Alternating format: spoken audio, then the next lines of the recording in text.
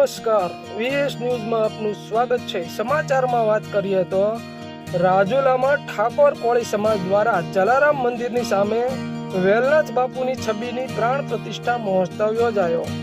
રાજુલાના જલારામ મંદિરથી વેલનાથ બાપુની શોભાયાત્રા કાઢવામાં આવી હતી અને નાની નાની બાળાઓએ સામૈયા સાથે રથયાત્રામાં જોડાઈ હતી।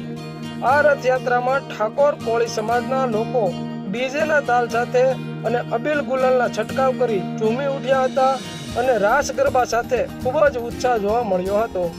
આ શોભાયાત્રા વેલનાથ બાપુની છબીની પ્રાણ પ્રતિષ્ઠા મહોત્સવમાં બહોળી સંખ્યામાં ઠાકોર કોળી સમાજના ભાઈઓ અને બહેનો અને ધર્મ પ્રેમીઓ આ મહોત્સવમાં જોડાયા હતા। VS news Rajula.